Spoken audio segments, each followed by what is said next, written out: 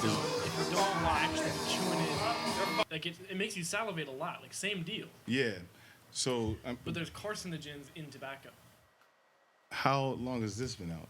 What is it called? It's Zen. It took off probably pandemic because everyone, I don't know, everything took off in the pandemic. Yeah. Make or break. Yeah. James, you know about Zen?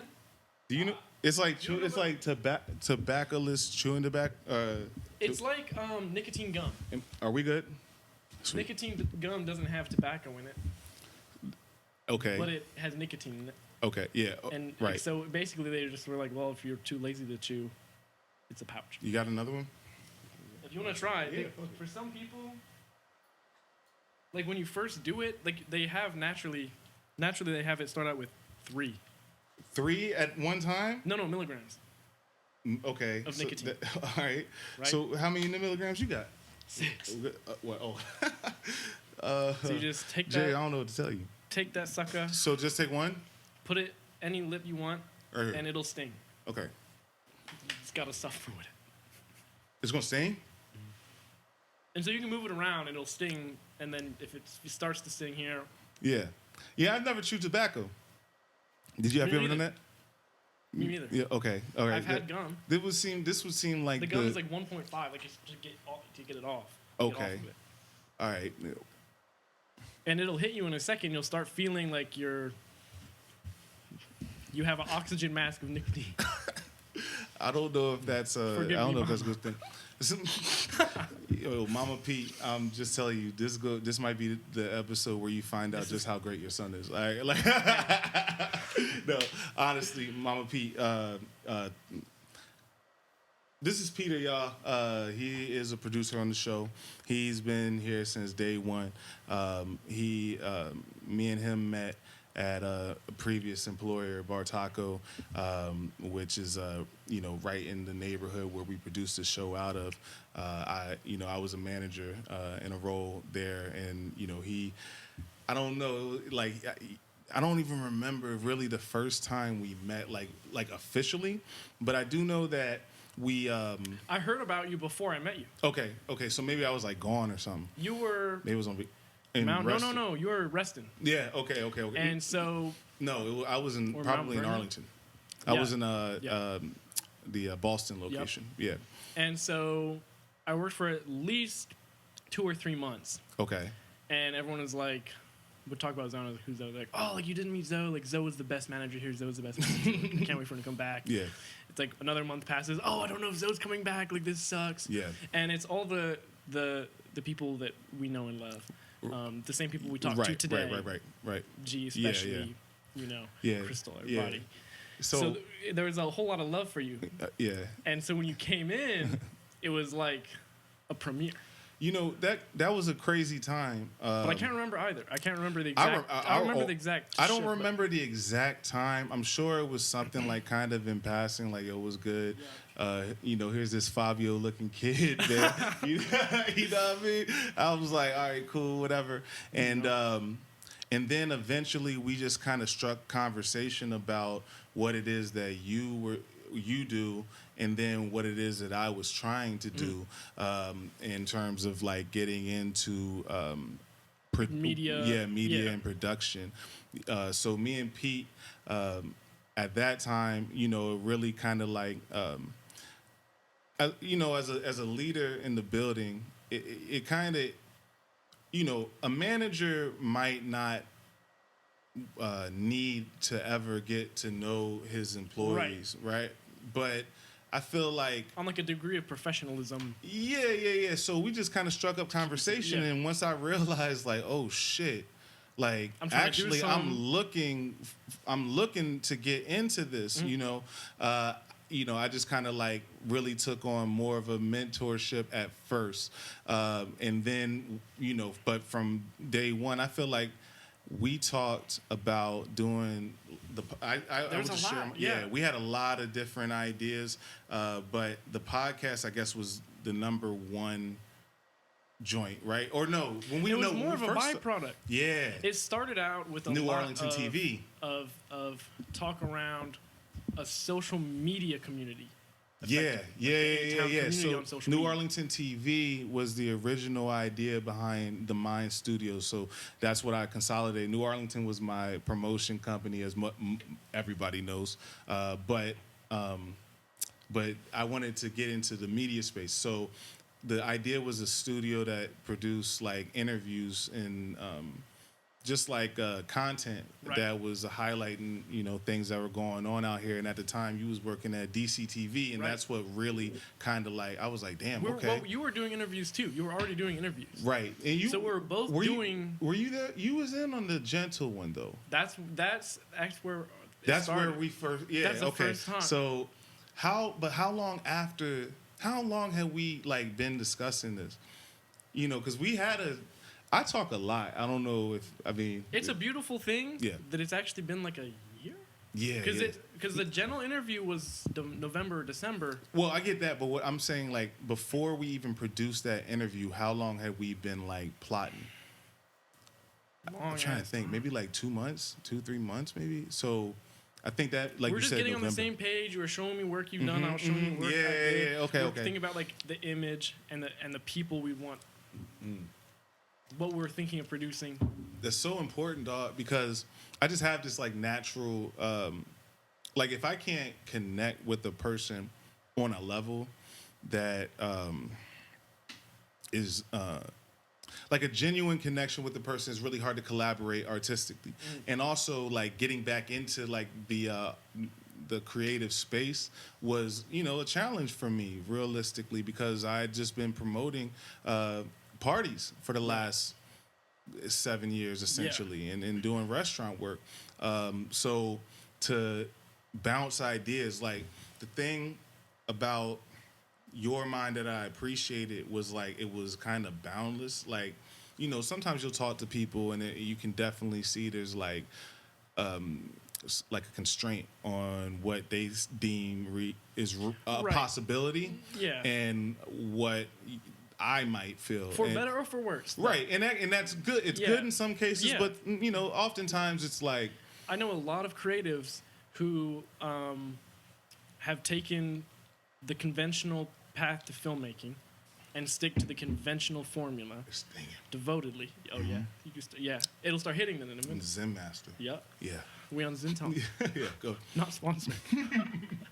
Not yet. There you go. Yeah. So the benefit is, you'll meet people who are completely neglectful of the process too, and they'll use the excuse of creativity to be neglecting a valuable like process or something. Yeah. But if you are glued to the master method, the like when you talk to a real producer, they're strict. No one likes producers for a good reason. They're formulaic. Everything is by the book. Right. So it can be restricting.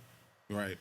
So, and that's like, that's kind of the beauty of the era that we're in, because a lot of those processes are being completely stripped down to like that gatekeeping kind of mentality that this is how you do things, where it's like you can always get to a certain point, especially creatively. Like I was thinking about these off the wall, very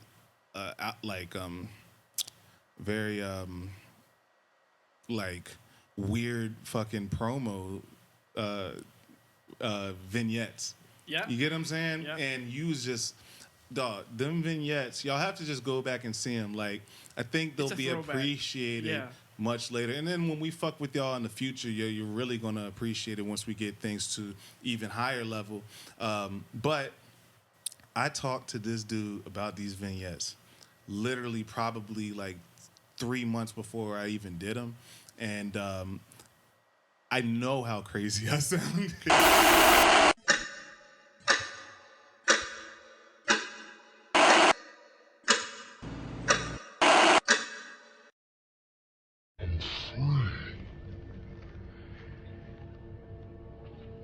Free from all of it. Tick tock. Tick tock. Free.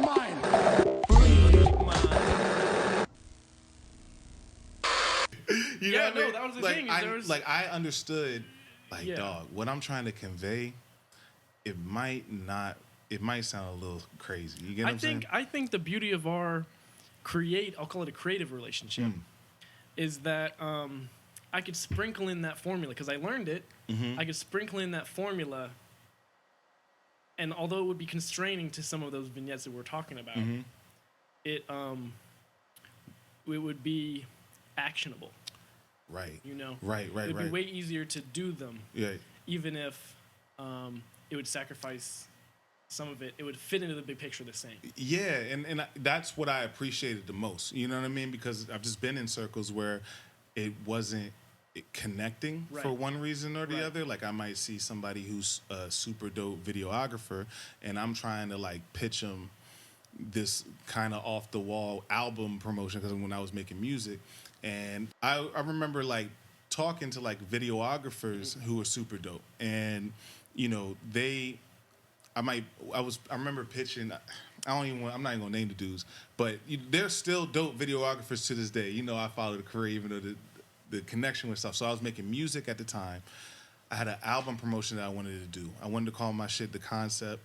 I wanted it to be like, I wanted to shoot like a 15-second vignette with just like my backing vocal of a rap that I was spitting, and then like have like very like black and white, grainy street shots of just random people, random art, like monuments in certain cities, nature, like mountains, shit like that. Like, I just wanted to like make it be like feel abstract. Right. Abstract. I've always just wanted shit to just feel abstract. Exactly. So even if you can't break it down in that moment, eventually, like, if you have some level of intellect and you care enough, you would be able to like see that there's layers to my creativity. You know, still thematic. It's a thematic abstract. Like, I get what you're saying. These dudes did not get it.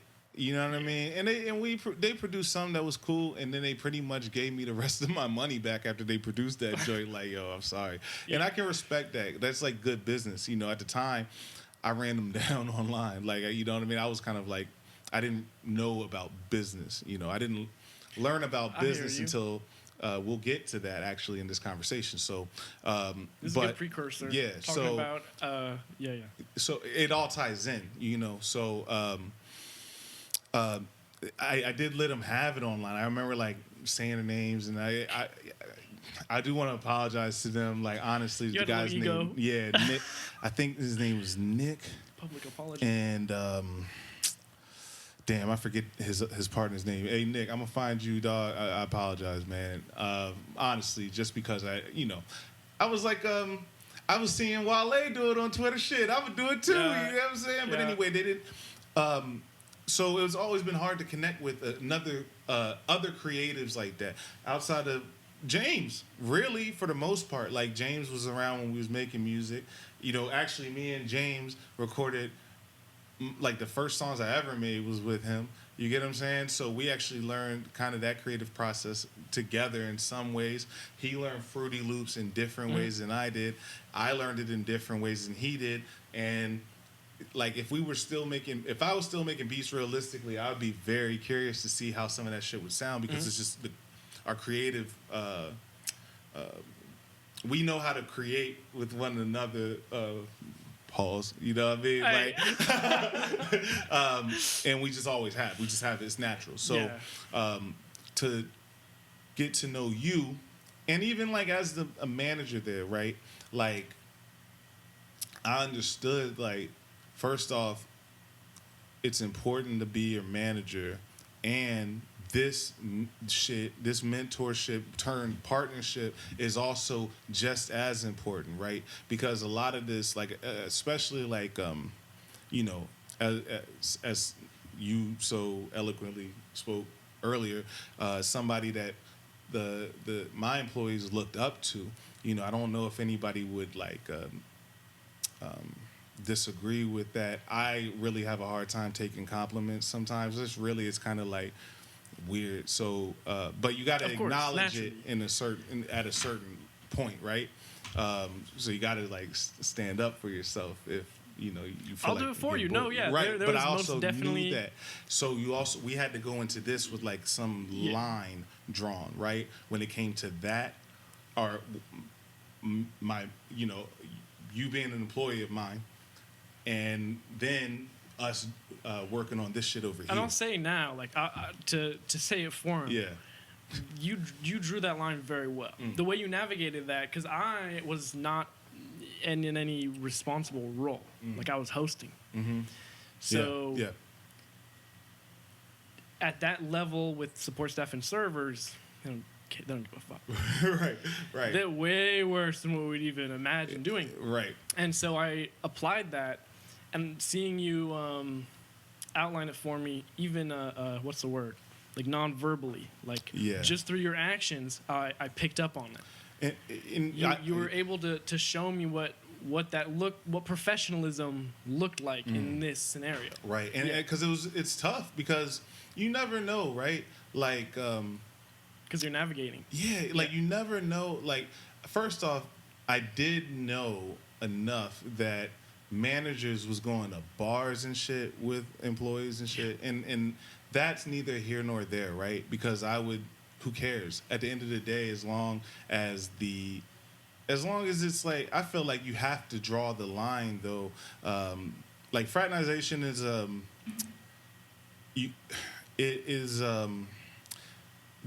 rule is necessary, but oftentimes only applies when it goes south. You get what I'm saying? Yeah, I get what you're saying. And so for that, it is still, a manager must still be a leader even in outside situations, should you choose to do that, because you might not get in trouble. Like, there are some creeps out there, and we're not even talking about them or that, right? I'm just talking about the idea of even hanging out with employees outside of work, right? So I definitely knew I didn't feel uncomfortable in that degree. Damn, the microwave fan was on the whole time. Fuck. Shout out room tone. Hey, look, we're gonna have to get some AI mute that white noise, whatever. But so yeah, I definitely gonna keep this part of the video fucked up. It's possible. Welcome in, yo. Hold on. Yo, yeah. Yeah, you know what I mean? We fuck up and all that, you know. There's going to be maybe some B-roll or something. We just wanted to say, shout out to Zen. They provide nicotine without the tobacco chews. This is actually awesome. It's burning my mouth. Cool. It's definitely not the most tastiest, but it definitely is adding to the vibe of this conversation. I'm ready to go right back in when y'all ready. I don't know nothing about that. Hey, you want to try it? You want to try it? Doing a full squat. Get one. Nah, I'm cool. Man, anyway, James, he's going, he got that smoke. Over 35, peer pressure don't work no more. Yo, and watch. All right, we'll see. I'm gonna get that nigga. So I definitely it was intentional, right? Like drawing the line and unspoken, like you said, you know, and I felt like you did a really good job because, you know, there's some times where your personal shit's getting on you, but your personal shit might tie into the job. And there was definitely conversations where I'd be like, yo, we just gotta, you know what I mean? We can't talk about certain things, you know, like, and I think it's important to bring that up just based on the conversation that we're about to have, you know, so that everybody understands, like, you have been nothing but professional. And you know, when we did produce that piece with Gentle, it came out fantastic, you know, and I just wanted to give you your flowers. Like I said earlier out in the patio, the moment. Hey, Dap Cam. Thank y'all. You already know. Dap Cam.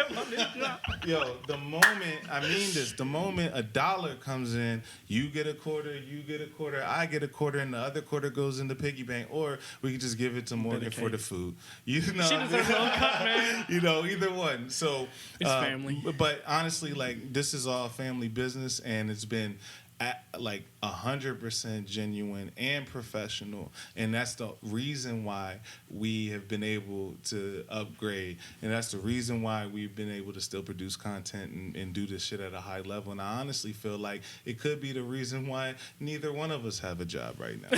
So It's possible. So listen. So yeah. Nah. So I think that was I just want to give you flowers, brother. Thank you. No, I don't know, but we'll have a conversation. I think in a non, what's the word? Not like academic, like official, in a non-official way, in a personal way. How people felt about us personally, it could have an effect. I think officially, there's nothing. Yeah, there's no. We played by the rules. Yeah. So. But okay. So let's kind of. All right. So I met you. So like I said, right now, I'm a free agent, honestly, and really what that means is I've just been grinding and doing this content. So please like and subscribe to the Mind and the Mind Studios. So much more to come. Excuse me. Every outlet. At Zoe Carter Christian. Do you want to put your... Yeah, sure. At Peter is a cretin. I wanted to ask you about that. Man, it's too good to give up, man. And what's... At Mustang... _Wally. At Mustang_Wally. We'll have the graphics and all that. It's very vital. Like, we really are getting it out the mud. I was actually fired from my job...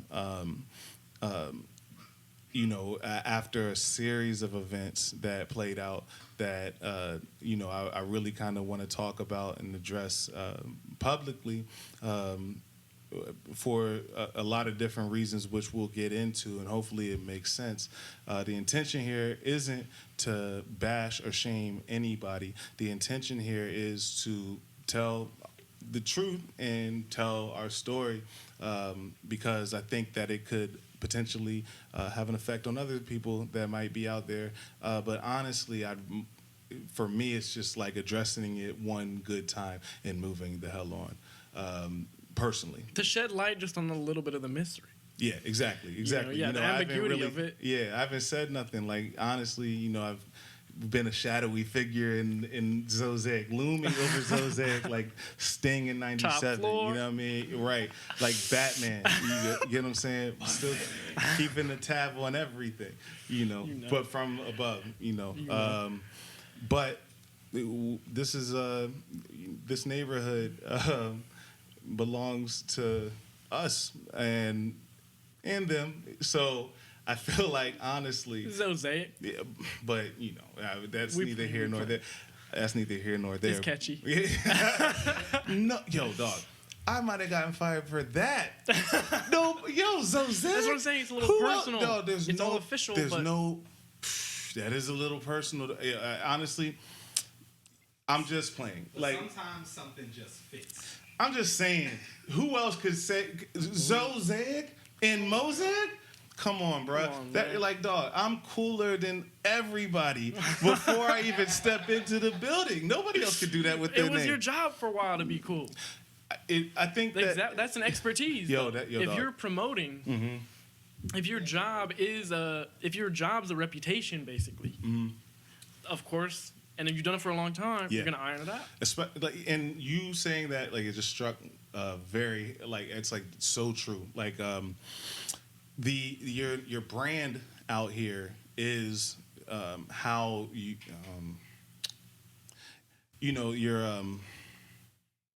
how you put yourself together, like what people view or see or feel about you, and I feel like cool is so saturated nowadays because it's like everybody, you know what I mean, like. Everybody thinks they're cool, and not everybody's cool. You get what I'm saying? And people will sacrifice a lot to be thought of as cool. But it's like, for me, it's my brand even... Okay, so going from Caspi, a nightlife place that, I really, did my part to put on the map. You know, I wasn't alone, but that place, you know, it put in some work, long-term work. I remember very early on you talked about how you would scheme. You would think about the future of, you were putting your mind in the castings. Yeah, exactly. It had to be thought about that way because Columbia Pike as a destination spot in Arlington, no matter what, I just loved Caspi before I ever, was working with Badir in any capacity. Before that, it was just it was like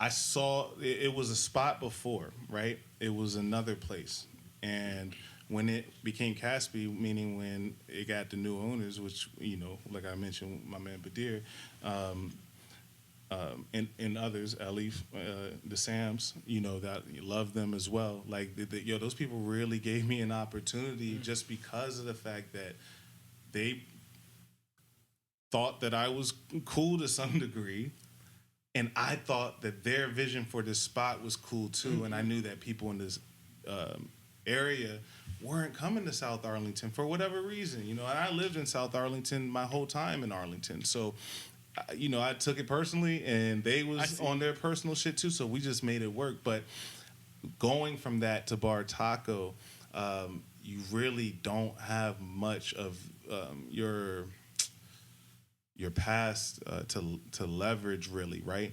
So I remember going into my interview with Dave Syarto, the regional partner in this district, and I had on a blazer, a button up, the slacks and the slick shoes, and at the time they had Chris Hill. Do you know Chris Hill? Yeah, I do. All right, cool. Yeah, Chris is a good dude. But yeah, I remember you telling me you went in with swag. Like I had to. Like I just had to go in fresh. And he was like kind of clowning me damn near because it was like, the shoes. Hey, look, I wear a size 15, y'all. He's just, he won't think nothing was fly on these feet. Yeah, so unfortunately, I'll never win with my cousin. And I've gotten fresh too. I got some shit. Man, get this straight now. Oh man, damn it, James. But get these shoes, man. Get these shoes. Anyway, yeah. Don't get the hey Pete. Don't get the spill, man. You dig? Anyway, so I go into the meeting with Dave, and or the interview, and he's like, "You're overdressed." Immediately. And then also, I wanted a general manager role. You know what I mean? Right. And he was looking at my resume pretty much, and it's just like based on your resume. It didn't say general manager coming from Caspi. It said partner. Right. And he it almost like brought me in at a lower salary just based on that alone. Even though, dog, I had I had at the very least assistant general manager potential, right? At the very least, right? So, just to be clear, because I don't know myself, you were initially hired as just a shift leader. Yes, that's what they call it, service leader. Yeah. So that's like, and I'm not gonna lie. I mean, on a personal, like my whole drive is based on like feeling like I've been slighted somehow. It's the only way I've been able to be successful is carry a chip on my shoulder to some degree about things, right? And yeah, it did make me mad that he thought that that's what I should be brought in at. The truth of the matter, however, is that once I got, the letter of intent, it said, see the page or see the section about bonus details or whatever in the stars? The asterisks. The asterisks. Damn.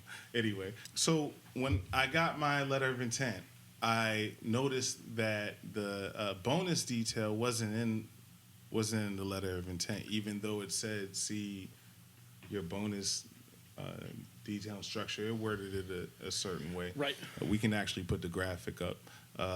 It said that it was there, but I'm looking through the pages and not there. So we actually held out for $5K more, which kind of made it a little bit worth it, because if I don't know what the bonus is, and I don't know if I'm getting a bonus at and also like the fact that it's not really in this paperwork, right, is a little weird. Like, how much is that really worth? Well, when in the holdout process, it was kind of like we were asking them for it. And when I say we, I'm talking to Morgan the entire time. Like, yo, is this like, because I wasn't in a corporate setting at Caspi. You get what I'm saying? Yes, right. There was paperwork involved for sure, but it's different when it's like independent to that degree. You get what I'm saying? So the only real corporate experience that I had really was Costco, where I was just an employee and didn't really do much to move up within the company.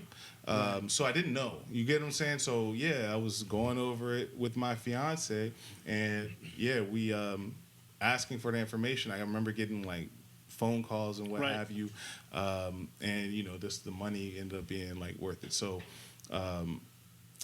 that was like my introduction, into the Bartaco world, and from there, but I was hired for the DC location, right? Mount Vernon.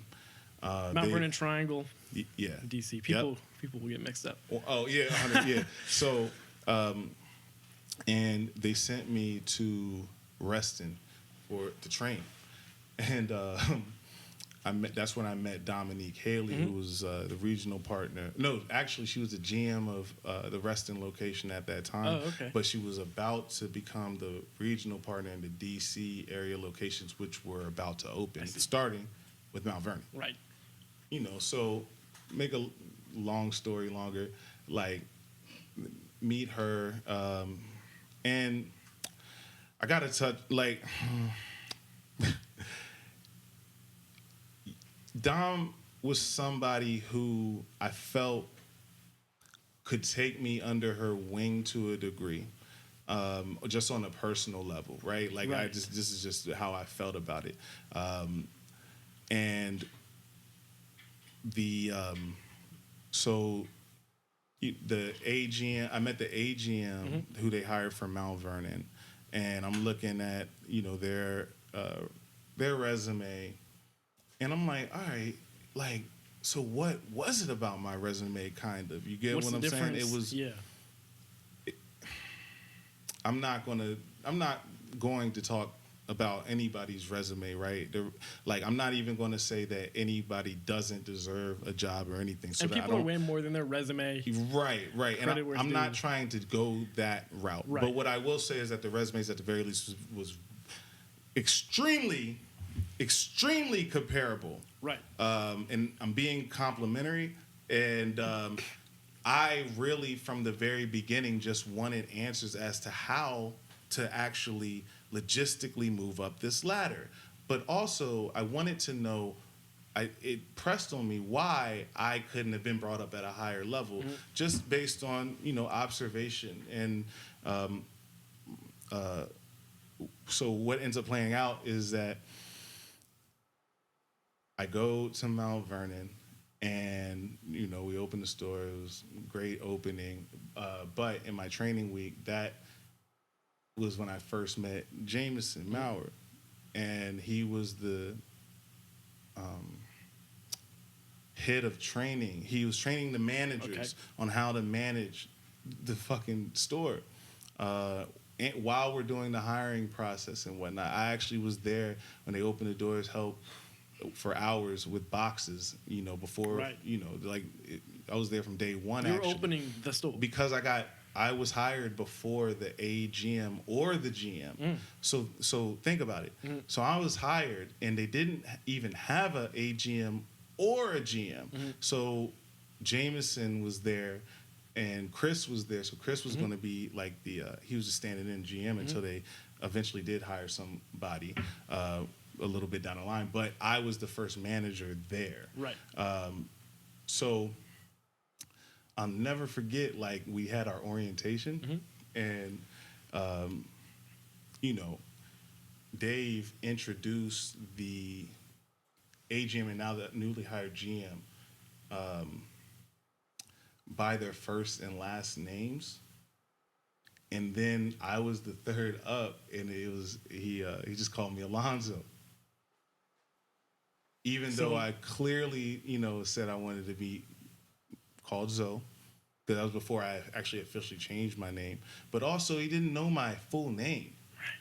And, you know, that it on a personal level, it just motivated me, right, to just prove him wrong, though. Exactly. It wasn't disdain. You get what I'm saying? It wasn't like I was angry at him. It's just like, oh, okay. So, you know, this is these people are better than me. Like, in a lot of ways, like, these people, you deserve to, you know, their first and last name. And that's just like how I took it. It's like bulletin board material. Not like it's too personal, but like, what is the difference to have my real name? Exactly. But Dave understands that mentality better than anybody. He gave me a book, Relentless. It was a book on Michael Jordan. You know what I mean? And I think it was written by Tim Grover. He was Michael Jordan's personal trainer. And The one got him swole to beat them bad boys. Michael Jordan is a different animal, but he used that. He used everything people would say about it as motivation to kill and slaughter them on the basketball court, to prove them wrong. You get what I'm saying? So I don't think that anything that I'm saying is something that Dave Syarto doesn't understand. Right, I see. In a mentality of a leader. I see. So to fast forward, this whole time I had that interview at Mosaic. I applied for Mosaic because it's right in our neighborhood. So they hire me for DC. And I'm like, okay, cool. As long as I'm getting an opportunity to shine, because I just came from making money with DC, like inner city DC, like incredible people, man. You know what I mean? I know how to talk to people. I had the benefit of, I had a friend, one of my boys, his name is Bilal. He was a promoter at Caspi as well. And man, you know, he's from DC, and niggas in DC are just built differently. You have to just know how to talk to people. It's a walk of life, but it's respect oriented. You get what I'm saying? A respect will go far. So when I'm looking at the Bartaco brand as I know it, or, you know, in Reston, one of the first questions that I asked was like, are y'all still planning on playing this playlist? Yeah. Because this shit ain't going to work in DC. Sorry playlist. So did the camera go out? Damn. Smart though. So we can do the wide shot. So I was a commodity in certain ways that were intangible, but necessary. Right. That makes sense. And I don't, you know, at the time, I'm only thinking like grind just to get this opportunity because I know what I bring to the table. So I never once worried about failing at my job. You get what I'm saying? Like I never once was worried about that. I only wanted to know, what do you want me to run through? Realistically, if you hire me as a certain position, it's only 30 days of training. Realistically, right? We're not even really talking about something that is let me there's definitely some qualities that I feel like it takes to be the head of the show. I'm willing to prove that. And how I'm going to prove that is by getting the most out of the staff that we have. Of course. Right? The most. Right. And doing what I have to do to save on labor. You know what I mean? Like, because it's very important. There's managers, there's leaders. A manager is like, can be number orientated. They can be very non-interpersonal as long as they understand how the systems work, right? A leader it's a personal trait. It's very important to make the distinction. Yeah, but so I was never really worried about it. I felt like my leadership could shine through. So what ends up happening is they hire me from Mount Vernon. They finally get their whole management team in, and then like it was right after Christmas break. Mm-hmm. Dave called me and said, "Go to Mosaic." And then I was just at Mosaic, just like that. Now, no problem. It's right in the neighborhood. You get what I'm saying? Like that. Like I'm not gonna say anything about that. Of course. Do you think Dave was testing you out? Well, one would assume, right? But we'll get into that as we go. So, I go to Mosaic. I just go report, and from there is where things kind of take off. It becomes, I'm a community person, and I didn't really know that until the Bartaco experience, because there was something organic and beneficial for me to be in the community in which I live in, and represent it as some type of if you come up to Mosaic and you go to Bartaco, you see Zoe, you'll feel comfortable. And it didn't matter what walk of life you were, what you did, what you looked like. If you worked for me or if you were a guest, it's just I felt like a personal, it felt gratifying. You know what I mean? It felt gratifying. I got to meet a lot of people. Yeah, it's not just a skill; it's like a trait. A trait. I got to put Bartaco's brand on, and meet great people who. Some people I met Ryan Hall through this. You know what I mean? I got to build that relationship and get to get that pick that brain and have that level of guidance with somebody like that who I've always looked up to. You know what I mean? Just based on being in the community and trying to represent it well. And it had ultimately led to a lot of a lot of the kids in Mosaic, I would come to me for advice on a lot of different things, and I'm trying to help them out. A lot of mentorship came from that, and a lot of great memories. Mm-hmm. So what then happens, and this is let's say I was in Mosaic for 5 months, right? 6 months. What happens is... And is it smooth? It's going smooth. It's going really smooth. But it's still kind of stagnant. And, the restaurant industry as a whole, as a restaurant manager, it's kind of a thankless job as it is. So for me, getting that personal gratification just to do this and go to work happy, it was just laughing with y'all or meeting new people and just putting the brand on, Bartaco brand first and then my brand second. Mm-hmm. If it if it should go that far, you get what I'm saying? Yeah. But it was gratifying. To go back to what you just said, a smooth 5 months. It was a good 5 months, and they hired, so they didn't have a GM the entire time. That's right. Right? And I'm looking around, and I'm like, what? What am I not doing? Because when you think about a structure, they just laid it out in my orientation, bringing me in a proper structure, GM, AGM, 3 service leaders, and then keys if you're fortunate, So I'm knowing manager, this. Yeah, I'm knowing this, and I'm still waiting for some type of okay, I just still got to prove it type. That I'm just still going. I'm being a great soldier, so to speak. And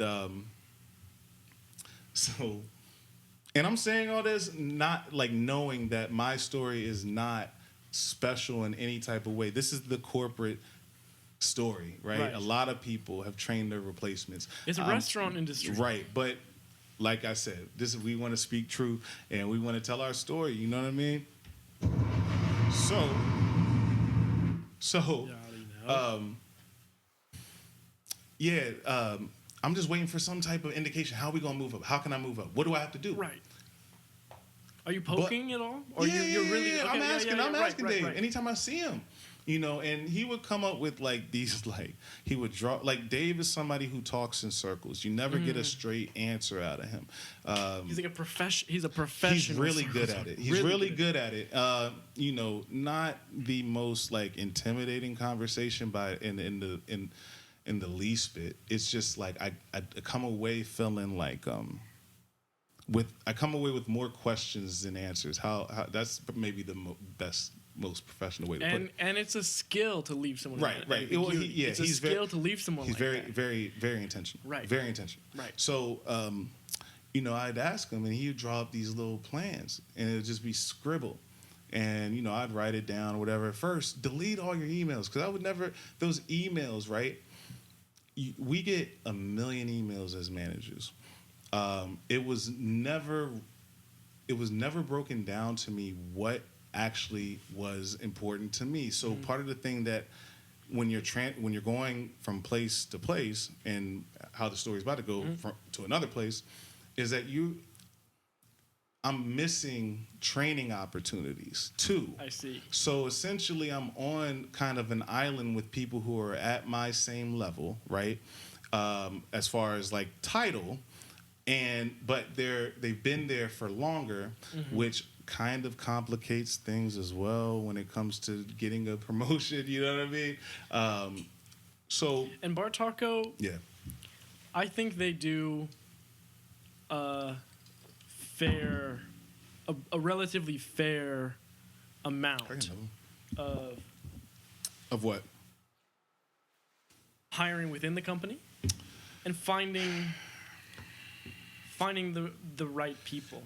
When I say fair, I don't mean morally. I don't mean. But I didn't even see that. Even professionally. So I'll get into that. Like I will address that in a second, because that's very vital actually to this conversation. And there is a lot of that, and it depends on the store. Right. There's stores with veterans. Yeah, and dedicated to the store. Yeah, and they are signature to the store. Like they are a part of the fabric there, right? I've seen more of a revolving door when it comes to managers at Bartaco, and also, most of the promotions that I've seen, just in the time I was there for almost 3 years, were like dragonflies and keys. You know what I mean? Like that was the most common that I saw. But, I was just looking like, why are these veterans who have taught me most of my training opportunities not in the AGM or the GM role, right? And then they hired a GM and who was cool. You know what I mean? Like I liked him. But now he is who I have to go to. And this is who I was hired by. Right. He's who I have to go to now get the information on how to move up within the company now. Because now he is between me and Dave. So if there's no GM, I would go straight to Dave. Right. But now that there's a GM, he now is the head of the ship. Even though we've just been here on the ship, making it go too, by the way. You know what I mean? So even that, if you think about that psychologically, the head has to have a level of, there has to be respect there. And we respected him as that. And he was actually very good at his job. But I have to go to him to understand now how to move up. And I want to say within like 3 weeks of that hire, he's telling me, oh, by the way, you're going to Boston on Monday. And I'm like, okay, well, he said Dave will be emailing you, but he was saying that you're going to Boston on Monday. Right. And I was like, all right. So I'm waiting on the email. Nothing. I'm waiting on the call. Nothing. Right? It's Sunday. He's saying I'm supposed to go on Monday. Long story, Dave never, ever once emailed me or called me to even tell me I was going to Boston overnight. Now, this wouldn't necessarily be an issue depending on where you live, but when you live in the neighborhood and you share a car with your wife, it then becomes, like a task, right? But at the very least, out of respect, now we have two things. Well, I'm just talking about respect alone. Mm-hmm. Out of respect, you would have the decency to let an employee know or a manager know that they're going, right? Just human to human. Right. And so I'm like, damn. So I had to call Dave, and he's just like, yeah, you're gone. You know what I mean? And I'm like, it was like I remember like it was complicated for me, truth be told. There was long talks with my wife. You know what I mean? Like, yo, like, what is that about? You know, it just seems like there's some there's a theme here, you know, of like unprofessionalism, like and ambiguity. Respect. Let's even leave respect out of it. Where's the professionalism as the leader of the district? You get what I'm saying? Like, nobody's complaining about me. I'm getting all these great reviews. From inside and outside of the restaurant. Right. Like, it just is what it is. And I can't even get an email or a phone call to say, hey, just let you know next week you're going to do this. Give me some hit up, like, you know, so we can figure out a schedule. It's just like, go. And so I'm like, okay, but I go, you know. Go through Cinco de Mayo out there. So around that time is probably when you got hired, right? Yep. Go through Cinco de Mayo, have a good time. Classic story about that. I have to tell CJ one of these days. And so essentially what starts happening is the same thing. I start becoming a pillar over there. Now, what they didn't know is that, Boston was my old stomping grounds. I'm all through here. Yep. As a matter of fact, 2 blocks down the road, there's a spot called Bronson Beer Hall. It used to be the almighty A-Town Bar and Grill. That's where I got my start. That's where I feel most comfortable. So I'm good there too. That walk of life. Yeah. And they ain't got no GM over there either. When I got over there, there was no GM. Once again, long-term managers who have sat at this service leader position, not talking anything about them. I don't know what their personal struggle is. I'm only thinking about how to move up this whole time. But they're just that service leader. So here we are, making the ship go. Now, Boston's a slower store. You know, all my people in Boston didn't even know it was there. Right. They were like, where is it? It's in the mall? Yeah, you it's in the basement. See it. Yeah. Can't see it. It's a terrible location, unfortunately. You know, there's great people over there, and I love Boston. Yeah. Bartaco, Boston is just bad locations, very slow, numbers indicated. So fast forward, I'm still asking the same questions, though. You get what I'm saying? I never stop asking how to move up. I'm thinking all these moves are helping me move up within the company. I'm meeting the president, all this. And shout out to Anthony, too. I actually really like Anthony as a person. You know, I met the owner, or the Scott, the CEO, Scott. Met him, gave him a very good idea to make the Washington Monument the body of a dragonfly, which would have been hard as fuck. They was going to do that. I don't know what happened, but yeah, he got that idea to the marketing team, neither here nor there. So I'm meeting all these people, and I'm thinking I'm getting somewhere. So as it might be looking like I'm growing within the company to some of the employees or others inside the company. Yeah, I'm not really. You know, in that might have been a year process. No raise. Now I came in at a higher pay, so I wasn't really complaining. Also, I got bonuses, right? So I want to really talk about this, and I'm going to be as dead serious as possible. The other thing I'm asking this entire time, what is the bonus structure? Right. You know what I mean? I know that they come. Sometimes I'll just get a little bump in the pay, an extra little paycheck, and but it wouldn't be that big, and also I would have no way of knowing how this metric is broken down, and that should be common knowledge of the management team. Why not? Tactic of ambiguity. So the whole time I'm asking, I'm getting this roundabout answer. Well, it's based on the labor, and it's based on how your metrics as a leader, according to this. They have this system. It's like a ranking system, and almost like another way to kind of like. It doesn't work to get a raise or another position. I felt like it worked against me because it's based on like these surveys that we're taking, and it's all numbers. It's like analytics. Yeah. It's like analytics, right? It's to help the company. Yeah, and like I said, what I do is intangible. It's person to person. It's not. It can't be. It can't be covered in metrics sometimes. Right. Some of the fires that I'm able to put out and how I'm able to do it. You get what I'm saying? Exactly.